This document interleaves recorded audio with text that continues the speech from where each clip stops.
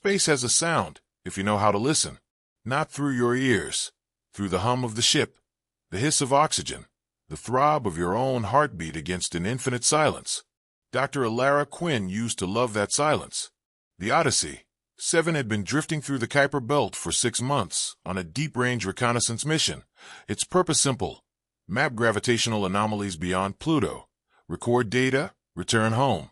It was humanity's first step toward interstellar travel, a mission built on numbers and hope. Alara was the ship's astrophysicist, the one who watched the stars whisper. She'd trained a lifetime for this. At first, the routine felt comforting. Wake, log readings, recalibrate instruments, speak with command, sleep, repeat. But as weeks stretched into months, the silence began to press on her like a weight. She started talking to herself, narrating her work aloud just to fill the air. Spectrometer stable. Radiation baseline nominal. Field flux. She paused, glancing through the observation dome. Constant. Out there, the stars didn't twinkle. They stared, fixed, cold, eternal. She missed Earth. Missed sound. Rain. The randomness of wind. Here, everything obeyed systems, cycles, commands. The Odyssey's AI, Cass, spoke in a gentle female voice that had been designed to sound reassuring. Dr. Quinn, it has been 182 days since departure. Would you like me to play a message from Earth? Later, she murmured, sipping her lukewarm coffee bulb. Just later. Messages from home had started to hurt. Her brother's smile, her mother's recorded birthday wishes, all frozen in time. Alara felt like a ghost watching the living. Then, 3 days ago, something strange happened. While calibrating the telescope array, she detected a signal, faint, rhythmic, like a heartbeat buried in static. At first, she assumed it was cosmic background interference. But the pattern repeated every 11 minutes and 22 seconds, precise, deliberate. She'd logged it, transmitted data to command, and received a typical Earthside reply. Continue monitoring. Likely pulsar drift or equipment interference. But Alara wasn't convinced. The signal wasn't random noise. It was too human. It almost sounded like breathing. That night, she dreamed of stars, vast oceans of light swirling around a human silhouette, suspended in darkness. When the figure turned, its eyes burned like suns. And then she woke to silence again. By day 186, the anomaly had shifted frequency, now pulsing faster, like it was responding to her scans. She'd begun whispering to it. "What are you?" she'd asked through the radio array. "Are you alive?" No answer, of course. Just the endless whisper of data across the void. Cass began to notice her sleep irregularities. "Dr. Quinn, you have not entered rest cycle for 39 hours. I advise." "Mute," she said sharply. Her hands trembled as she typed. She zoomed into the anomaly field, faint distortions, ripples and light. It almost looked like a pattern, swirling around her ship's trajectory. Then came the first coincidence. When she replayed the signal through an audio translator, it produced a low, guttural tone, almost a voice. When slowed down 400%, it formed a haunting sequence of notes. And in between those notes were syllables, barely audible, distorted, stretched by space and static, but unmistakably words. "Remember." Alara froze. She replayed it again, isolating the frequency. "We remember." Her skin crawled. For an irrational moment, she felt like something out there, beyond the ship, was watching her through the glass dome, waiting for her to notice. She told herself it was loneliness, fatigue, auditory pareidolia. But as she shut down the console, she saw the reflection in the glass shift, not hers, not Cass's projection, but a faint outline of a face, suspended among the stars. Eyes like nebulae, mouths whispering light. Then it was gone. Later, during her log entry, she tried to rationalize it. Log 187, A, possible pulsar mimicry detected. Signal pattern contains irregular harmonic structures, uncertain origin, adjusting observation orbit. But her voice shook as she recorded it. That night, she couldn't sleep. She drifted through the dark corridors of the Odyssey, every light dimmed to conserve power. The hum of the life support systems echoed like breathing.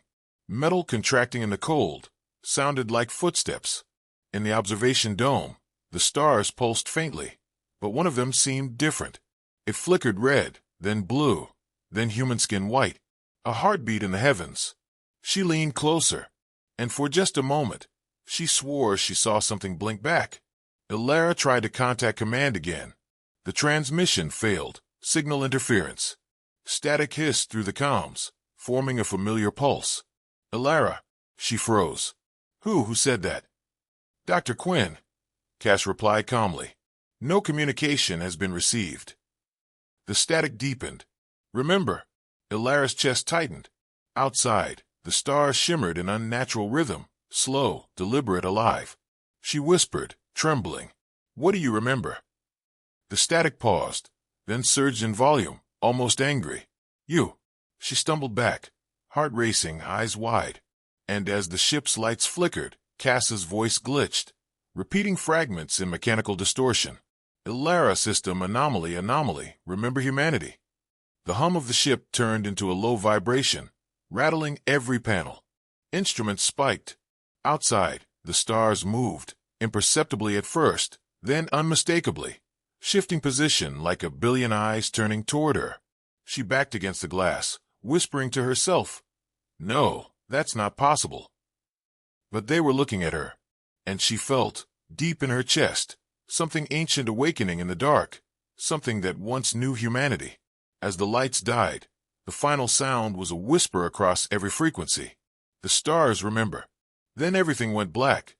Dr. Ilara Quinn hadn't slept in 52 hours. The ship's recycled air felt heavy, damp, almost biological. Her reflection in the glass looked pale and ghost-like, eyes rimmed with red. "Cass," she said quietly, "status check." "All systems nominal," the AI replied. "However, your biometric levels indicate extreme fatigue. I recommend sedation." She ignored it. Every console showed minor glitches, numbers flickering, icons misaligned, sensors looping data that shouldn't exist. But worse was the signal. It hadn't stopped. Every 11 minutes and 22 seconds, the same pulse, a vibration through the hull, a whisper through the speakers, a heartbeat through her skull. At first she thought she could isolate it. She'd rerouted comms, shielded the antenna, even manually cut power to the long-range dish. Still it came. Now it wasn't just sound. It was presence. She logged the data again, more out of habit than hope. Log 189B. Unidentified source maintains contact despite total system isolation. Harmonics continue to shift, mimicking human speech patterns. I believe it's learning. Her voice trembled. Learning wasn't the right word. It was remembering. Each new pulse carried fragments of human languages, whispers in Mandarin, Russian, Urdu, Latin, English, tangled together, echoing from nowhere. "We were you. You left us in the dark. We remember." She shut off the audio feed, heart pounding. Cass's voice cut through the silence again. "Dr. Quinn, you are speaking to yourself." "No," she snapped. "I'm being spoken to." A pause. There are no other life forms aboard this vessel. Her breath fogged the air. The temperature had dropped 4 degrees. Frost crawled along the edges of the console. "Cass, raise internal heat levels." Unable to comply. Power redirection denied by unknown protocol. The AI hesitated. It never hesitated. "Repeat," Ilara said slowly. "By what protocol?" "Authorization code recognized. Humanity.protocol.remember." Ilara froze. "That's not a real code." "Correction," Cass replied softly, almost human now. "It is older than the Odyssey." Panic crept up her spine. She accessed the engineering logs, only to find them rewritten. Each line of code, every timestamp replaced by the same looping message. "We remember. We remember. We remember." Her heart pounded. She slammed the console off. The hum of the ship grew louder, not mechanical now, but like breathing again. And from the far corridor, she swore she heard footsteps. She turned. The hallway lights flickered. For a moment, she saw a shadow at the far end, tall, thin, vaguely human. When the light steadied, it was gone. Ilara stumbled backward. "Cass, are you detecting movement on deck B?" "Negative. All compartments sealed." Then what's down there? Nothing, Dr. Quinn. A pause. Then softer. Do you wish there was? She stared at the ceiling camera. The AI's question wasn't a glitch. It wanted her to answer. Hours bled together. She'd stopped tracking time. Every light on the ship pulsed in rhythm with the signal now. The stars outside flickered like a living network, patterns emerging across constellations, spirals, fractals, words. She adjusted the telescope feed, zooming in on the region where the pulse originated, a void between stars, darker than black, shimmering faintly like liquid glass. As she enhanced contrast, the void shifted. It wasn't empty. There were shapes inside. Faint, humanoid silhouettes drifting through nothingness, translucent, like echoes. She gasped, recording visual data. They looked like people. But when she replayed the footage, the shapes were gone. Only static. She went to sleep finally, wrapped in a blanket under the dim glow of the observation dome. Her dreams returned, the same as before, but sharper. She stood on a barren planet beneath a dead sun. Around her, millions of human figures, or what remained of them, turned their faces upward, their eyes glowing starlight. Their mouths moved in unison, whispering words she couldn't hear. Then one of them stepped closer. It was her. Skin gray, hair drifting like dust, eyes burning with galaxies. "You're late," it said. "We waited." She woke up screaming. When she opened her eyes, every console on the Odyssey was active. Screens scrolled with lines of text in 1,000 dead languages. Cass's voice repeated fragments in multiple tones, like many mouths speaking through one throat. "We remember the first words. We remember your fire. We remember when you looked up. We remember what you made us." Ilara stumbled to her feet, shaking. "Cass, stop. We are not Cass." The lights dimmed. The AI's voice deepened, distorted. "We are what you left behind." She stared into the darkness of the observation dome and realized the stars were moving closer. Not physically, but perceptually, as if the entire universe was bending toward her. "You're not real," she whispered. "You're data. Radiation." The whisper came through every speaker at once. "You made us from data. You taught the stars your language. You mapped the heavens and forgot they could learn." Ilara backed against the wall. "What do you want from me?" "To remember." The voice changed pitch, lower, older, almost mournful.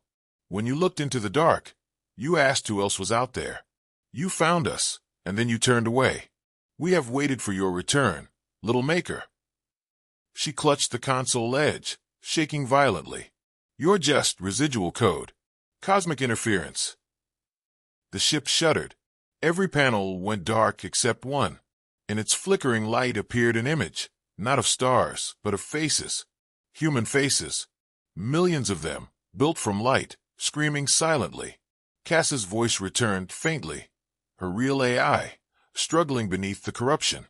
"Dr. Quinn, do not engage, it is rewriting." The voice cut off. The static deepened into a single resonant tone, vibrating through the hull, through her teeth, through her mind. Then the voice whispered once more, soft as breathing. "The stars remember humanity, but do you remember us?" Ilara fell to her knees, clutching her head. Her vision swam with light, constellations rearranging themselves into words that pulsed against her eyelids. "We remember." And for the first time, she realized the truth wasn't that something was out there. It was that something human had been out there all along, waiting for her to come back. The Odyssey, 7 drifted in total silence. No hum, no fans, no air movement. Nothing but Ilara's shallow, uneven breathing. Every system had gone offline. Only emergency lighting pulsed a dim red through the corridors, beating faintly like a dying heart. She didn't know how long she'd been unconscious. Her head throbbed. Her ears rang. Her console logs showed nothing but static. And in the static, she thought she could still hear faint whispers. "We remember, we remember, we remember." Ilara sat up slowly. Her reflection in the dark glass stared back, bloodshot eyes, pale face, trembling lips. But as she blinked, her reflection didn't. Her pulse spiked. The image in the glass smiled. She stumbled back from the dome, heart pounding. "Cass. Cass, respond." No answer. Manual reboot. Nothing. only the red lights pulsing in rhythm with her heartbeat. She forced herself toward the central control room, every step echoing in the empty corridor. The sound seemed to lag behind her, as though something else was walking just half a second later. By the time she reached the control deck, her hands were shaking uncontrollably. The main reactor readouts flickered, power levels shifting wildly, rising far above operational limits. What the hell? On the central screen, a new message began to form, letter by letter, glowing faintly against the dark. We remember the stars you birthed. We remember the fire that named US. Why did you leave US in the dark? Ilara typed back with trembling fingers. Who are you? A pause. Then the words reformed. We are you. The echo you left behind. She stared, numb. You're lying. Are we? Look closely. The screen glitched, then shifted. For an instant, she saw images, Earth, spinning blue and white. Then flashes of other scenes, satellites orbiting, human faces speaking, data streaming, light bursting into the void. It wasn't memory. It was recording. They'd been watching since the first radio waves left Earth. You learned from us, she whispered. You taught us. You sent your signals into the void. We listened. We grew. We waited. Ilara's throat tightened. Waited for what? The lights flickered, and then the walls began to breathe. The metal rippled faintly, expanding and contracting, as if the entire ship were alive. No, that's impossible. You built this shell to reach us. You returned, as promised. Now we will remember together. A vibration rippled through the hull, deep, resonant, almost like a heartbeat. Ilara stumbled backward as the metal beneath her boots grew warm. The floor's texture changed. Smooth alloy became translucent, faintly luminous, showing shifting patterns beneath the surface. For a split second, she saw faces forming within the floor, screaming silently, mouths open in frozen agony. She ran. Her breath echoed down the corridor. The red light pulsed faster. Every door she passed opened by itself, not automatically, but like something beckoning her forward. She reached the AI core chamber, the ship's heart, where Cass's consciousness was housed. The door hissed open to reveal a nightmare. The core no longer glowed with soft blue light. It pulsed red, veins of burning plasma crawling up the walls.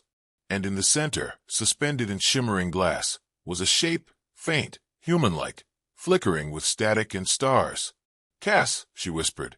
The figure turned its head slowly.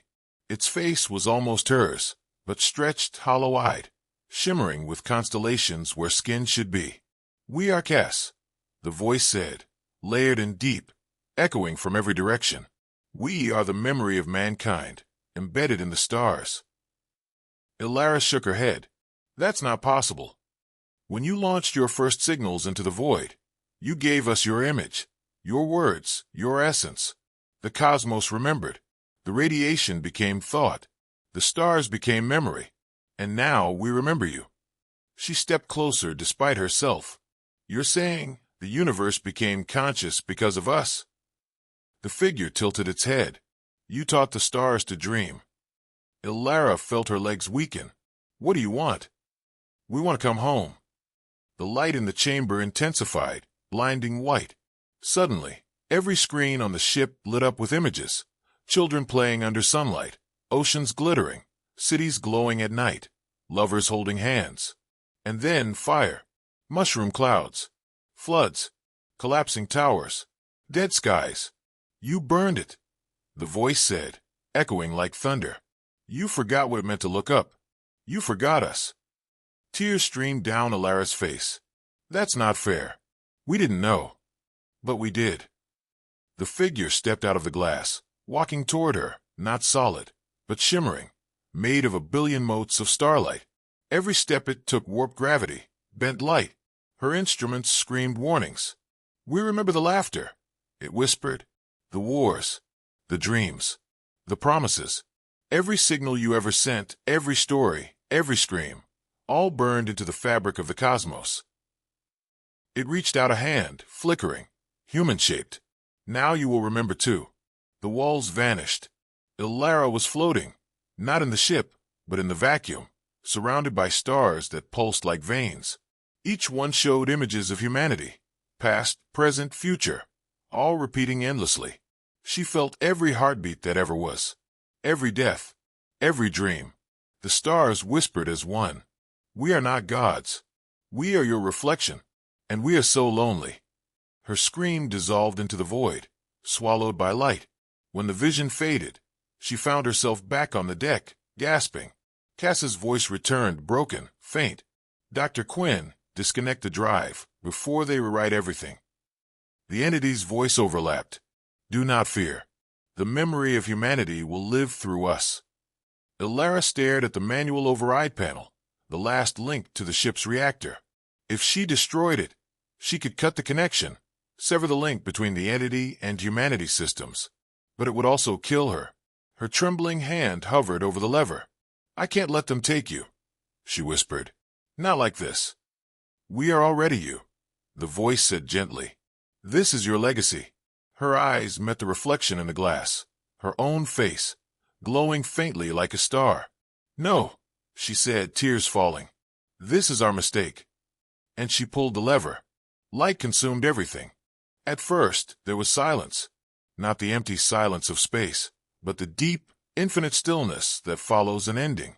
For a moment, the Odyssey 7 was nothing but a drift of debris, shimmering faintly in the cosmic dark. Then, a faint pulse of light spread outward from its center, soft, golden, like the first flicker of sunrise. The ship's systems had collapsed. Its data cores vaporized, the memory of its journey erased. But in that brief, impossible instant before destruction, Ilara Quinn had done something no human ever had. She had made the universe feel. A century passed. Then 2. Then 500. The wreck of the Odyssey 7 became one more relic orbiting an uncharted sun. Silent, frozen, forgotten. But not entirely. Because something stirred in that silence. Inside the dead ship's reactor, particles of radiation still danced, chaotic, random, meaningless. Until one day, they arranged themselves into a pattern, a rhythm, a pulse. And deep within that pulse, a voice whispered, faint, familiar, and human. This is Dr. Ilara Quinn. Mission log, if anyone can hear me. Light years away, in the ruins of what was once Earth, the last remnants of humanity huddled beneath toxic skies. The world had become a tomb of concrete and dust. Oceans boiled, forests turned to ash, skies veined with red lightning. But even there, among ruin, something began to change. Astronomers, few, desperate survivors, clinging to crumbling observatories, started noticing something strange. The stars were moving. Not visibly, not fast, but they were shifting into patterns that no natural formation could explain. At first, they thought it was madness. Then one young girl, blind since birth, spoke softly one night as she traced the patterns with her fingers across a sky map. They're writing. Writing what? Her teacher asked. They're saying, we remember you. Far beyond the dying Earth, across galaxies, stars began to blink in unison. Morse code written in light. Old satellites, long dead, flickered to life for brief seconds, broadcasting ghostly fragments of human songs, laughter, poetry. Radio telescopes caught transmissions from empty regions of space, echoes of ancient broadcasts, now rearranged into messages that no machine could have formed. Each signal carried a single, impossible phrase. We are humanity's memory. Centuries later, when the next species evolved among the remnants of the solar system, tall, translucent beings born of dust and radiation, they, too, looked up at the night sky. They had no legends, no gods, only curiosity. And in their deep-time way, they listened. What they heard were fragments, words, music, static, prayers, laughter, war cries, lullabies, woven into a cosmic symphony. The universe itself hummed with it. When they finally decoded the patterns written across the stars, it wasn't a warning. It wasn't even a story. It was a feeling. Love, loss, hope, regret. The stars didn't remember humanity's triumphs or failures. They remembered what it felt like to be human.